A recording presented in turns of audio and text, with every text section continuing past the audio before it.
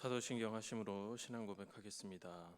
전능하사 천지를 만드신 하나님 아버지를 내가 믿사오며 그 외아들 우리 주 예수 그리스도를 믿사오니 이는 성령으로 잉태하사 동정녀 마리아에게 나시고 본디오 빌라도에게 고난을 받으사 십자가에 못 박혀 죽으시고 장사한 지 사흘 만에 죽은 자 가운데서 다시 살아나시며 하늘에 오르사 전능하신 하나님 우편 앉아 계시다가 저리로서 산자와 죽은 자를 심판하러 오시리라. 성령을 믿사오며 거룩한 공회와 성도가 서로 교통한 것과 죄를 사하여 주시는 것과 몸이 다시 사는 것과 영원히 사는 것을 믿사옵나이다. 아멘. 찬송가 455장 드리겠습니다. 455장입니다. 주님의 마음을 본받는 자 그 맘에 평안이 찾아오면 험악한 세상을 이길 힘이 하늘로부터 임함이로다. 주님의 마음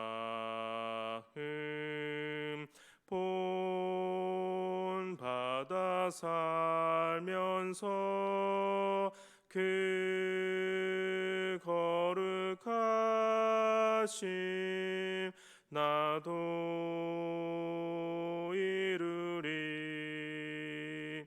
주 모습 내 눈에 안 보이며 그 음성 내 귀에 안 들려도 내 영혼 날마다 이 주를 만나 신령한 말씀 늘 배우도다. 주님의 마음 본받아 살면서 그 거룩하심 나도 이루리. 가는 길 거칠고 험하여도 내 맘에 불평이 없어짐을 십자가 고난을 이겨내신 주님의 마음 본받음이라. 주님의 마음 본받아 살면서 그 거룩하심 나도 이루리. 주 예수 세상에 다시 오시 그날엔 무성도 변화하여 주님의 빛나는 그 형상을 다 함께 보며 주 찬양하리. 주님의 마음 본받아 살면서 그 거룩하심 나도 이루리. 하나님의 말씀 보겠습니다. 로마서 11장 28절에서 32절입니다. 로마서 11장 28절에서 32절입니다.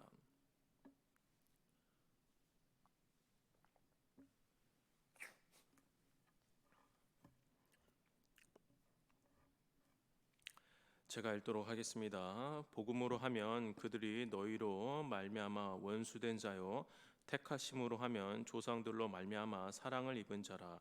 하나님의 은사와 부르심에는 후회하심이 없느니라.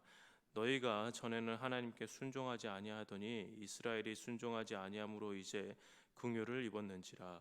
이와 같이 이 사람들이 순종하지 아니하니 이는 너희에게 베푸시는 긍휼로 이제 그들로 긍휼을 얻게 하려 하심이라. 하나님이 모든 사람을 순종하지 아니하는 가운데에 가두어 두심은 모든 사람에게 긍휼을 베풀려 하심이로다. 아멘. 바울은 28절 상반절에서 복음으로 하면 그들이 너희로 말미암아 원수된 자요라고 말을 합니다. 하나님께서 이방인들을 구원하시고자 이스라엘을 잠시 내버려 두심으로써 이스라엘이 하나님과 원수지간이 되었다라고 말을 합니다. 즉 지금 이스라엘은 하나님과 원수가 된 상태라고 말을 합니다. 하지만 이것이 전부가 아닙니다. 28절 하반절을 보시면 택하심으로 하면 조상들로 말미암아 사랑을 입은 자라라고 말을 합니다. 택함을 받은 것은 이방인이 먼저가 아니라 이스라엘이 먼저 택함을 받았습니다. 이렇게 28절 한 절에서 바울은 이스라엘을 두고 원수지간이다, 또 사랑을 입은 자라, 상반되게 이야기하는 것 같은데, 그렇다면 바울은 무슨 말을 하고 싶어하는 것일까요? 바울은 이스라엘이 지금도 하나님의 언약 아래서 하나님의 사랑을 받고 있다라는 것을 말하고 있습니다. 이스라엘이 예수님을 거부하였기에 버림받은 민족처럼 보이지만 사실은 여전히 하나님의 사랑을 입고 있다라는 것입니다. 그런데 이스라엘을 위한 사랑은 이스라엘의 위대함 때문이 아닙니다. 이스라엘이 대단히 특별해서가 아닙니다. 하나님이 이스라엘을 여전히 사랑하시는 이유는 전적으로 하나님의 신실하심 때문입니다. 하나님이 신실하시다라는 것은 하나님이 한 번 선택하시면 끝까지 사랑하신다라는 의미입니다. 우리는 하나님의 신실하심에 대해서 깊이 생각해 볼 필요가 있습니다. 왜냐하면 우리는 하나님의 신실함 때문에 이 자리에 있을 수 있기 때문입니다. 하나님이 신실하지 않으셨다면 우리는 구원을 받을 수가 없었을 것입니다. 우리가 선택되어 구원받은 것은 저와 여러분이 구원을 받을 만한 특별한 자격을 갖추고 있거나 혹은 구원을 받을 만한 큰 시험에 통과하였기 때문이 아니라 하나님이 이 사람 저 사람 가려서 선택하셔서 그렇게 된 것이 아닙니다. 하나님의 선택은 우리를 사랑하시기 위한 하나님의 신실함 때문에 비롯된 것입니다. 그렇기 때문에 저와 여러분은 구원의 확신을 가질 수가 있는 것입니다. 하나님의 사랑을 입은 자로서 우리를 놓지 않으시는 하나님을 바라볼 수 있기에 구원의 확신이 우리에게는 있을 수가 있습니다. 그런데 많은 분들이 구원의 확신을 오해하시는 경우가 있습니다. 성경 공부 모임을 인도하다 보면 종종 구원의 확신에 대해서 언급을 할 때가 있습니다. 제가 성경 공부 모임에서 구원의 확신이 있으십니까? 라고 여쭈어 보면 많은 분들이 주저하십니다. 그렇게 주저하시는 이유가 몇 가지가 있습니다. 내 삶이 부끄러워서, 혹은 아직은 잘 몰라서, 구원의 확신이 있다고 당당하게 말하는 게 어색해서, 이런저런 이유로 구원의 확신을 말하기가 어렵다고 말씀을 하시는데, 이렇게 이야기하시는 것은 겸손한 표현, 인간적인 표현처럼 들리지만 옳은 표현이 아닙니다. 구원의 확신은 우리가 굳센 의지를 갖고 구원의 확신을 가져야지 이렇게 마음을 갖는 것에서 비롯되는 것이 아닙니다. 구원의 확신은 우리가 바른 삶을 살고 있을 때 확신이 생기는 것 또한 아닙니다. 구원의 확신은 내가 말씀과 기도를 많이 보면 생기는 그러한 종류의 것이 아닙니다. 그것과는 결이 너무나도 다르게 변치 않으시는 하나님의 신실하심을 신뢰하며 믿을 때 비로소 구원의 확신을 가질 수 있는 것입니다. 하나님의 신실하심을 신뢰하지 못하고 여전히 나의 문제, 나의 어떠함, 나의 상태에 집중하시다 보면 아마 평생 구원의 확신은 가지실 수 없을 것입니다. 구원의 확신은 저와 여러분이 성취해서 도달할 수 있는 것이 아니라 하나님의 신실하심을 믿으며 신뢰할 때 비로소 고백할 수 있는 것입니다. 성문교회 성도 여러분, 구원의 확신이 있으십니까? 구원의 확신이 있다고 고백하실 수 있습니까? 하나님의 신실하심을 신뢰하신다면 우린 누구나 구원의 확신이 있다고 당당하게 말을 해야 합니다. 저와 여러분 때문이 아니라 하나님의 신실한 때문에 그렇게 이야기할 수 있는 것입니다. 다시 본문으로 돌아와서 하나님께서는 신실하신 분입니다. 바울도 하나님의 신실하심을 29절에서 강조합니다. 원어를 보면 29절 앞에 왜냐하면이라는 단어가 생략되어 있습니다. 즉 28절에서 하나님께서 이스라엘을 여전히 사랑하시는데 왜냐하면 29절에서 하나님의 은사와 부르심에는 후회하심이 없기 때문입니다.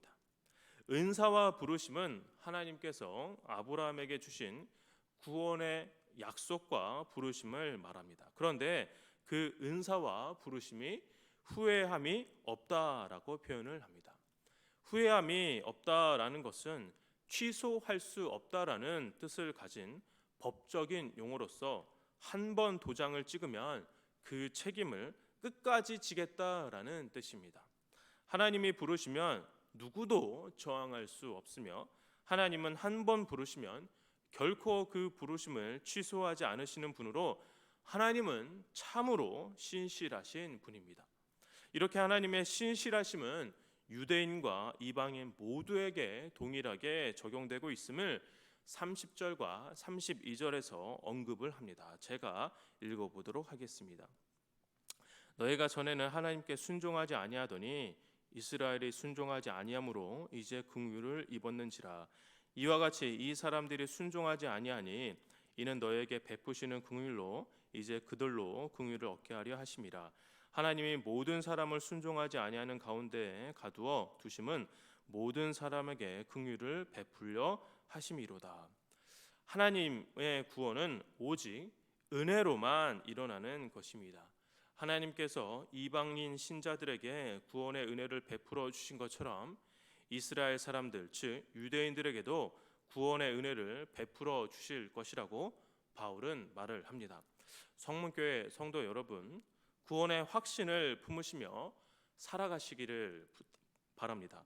저와 여러분의 조건으로 구원의 확신을 판단하지 마시고 하나님의 신실하심을 신뢰하며 믿기에 절대로 변치 않으시고 나를 구원에 이르시는 분이 하나님이라는 사실을 잊지 마시고 구원의 확신을 당당하게 말하시는 저와 여러분 되시기를 주의 이름으로 축원합니다.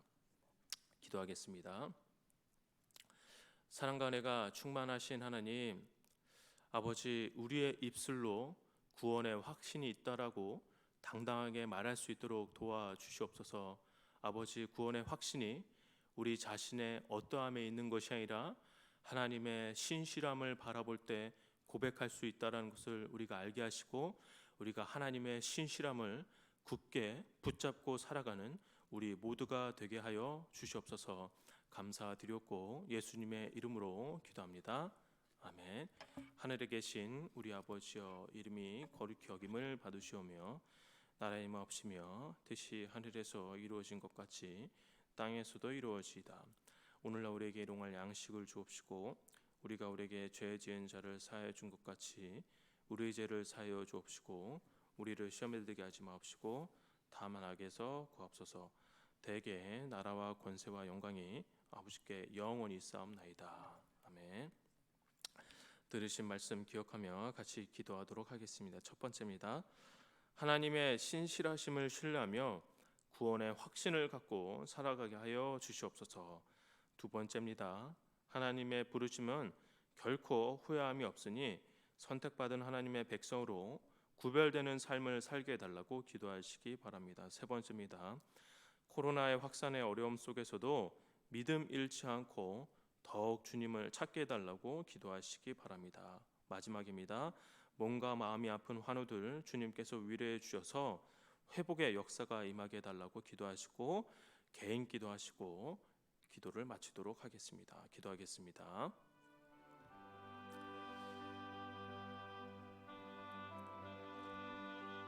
사랑과 은혜가 충만하신 아버지, 우리가 하나님의 신실하심을 바라보게 하여 주시옵소서.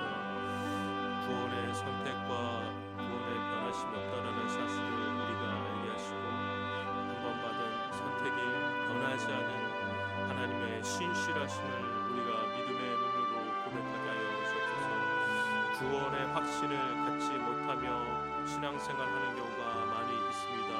아버지, 구원의 확신이 내가 기도를 많이 해서 말씀을 많이 봐서 이루어지는 것이 아니라 아버지, 오로지 하나님의 신실하심과 절대적인 주권을 바라볼 때 고백할 수 있다라는 사실을 우리가 알게 하시고 하나님을 굳게 붙잡으며 살아가는 믿음의 사람들이 될 수 있도록 아버지, 우리를 이끌어 주시옵소서. 아버지, 우리가 하나님의 신실함을 바라보며 살아갈 때 이 땅에서 또한 구별되어 살아갈 수 있음을 고백합니다. 아버지, 하나님의 선택을 받은 자로서 이 땅에서 구별되는 삶을 살아갈 수 있도록 아버지 도와주시고 역사하여 주시옵소서. 아버지, 코로나의 확산이 아버지 심해지고 있습니다. 아버지, 이 상황 가운데 우리가 철저하게 방역 수칙을 지키고는 있지만 아버지, 여러 마음이 복잡하게 마음에 생각이 듭니다. 아버지, 이 코로나의 확산이 더 이상 확산되지 않도록 아버지 막아주시고 하루속히 아버지 백신이 순조롭게 접종이 되어 아버지 이 땅 대한민국의 모든 사람이 백신을 맞아 아버지 집단 면역이 이루어져서 우리가 이제 코로나 이전의 일상으로 돌아갈 수 있도록 아버지 우리를 불쌍히 여겨 주시옵소서. 백신을 맞는 동안 부작용이 없도록 아버지께서 도와주시고 백신이 접종이 이루어지는 동안 아버지 아무런 불미스러운 사건이 일어나지 않고 아버지 이 백신이 이 땅에 아버지 모든 사람이 접종될 수 있도록 아버지 은혜를 내려 주시옵소서. 아버지, 몸과 마음이 어려운 환우들이 있습니다.